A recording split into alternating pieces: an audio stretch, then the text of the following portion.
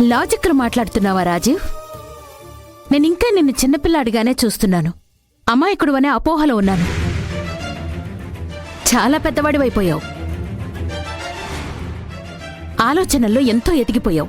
శభాష్.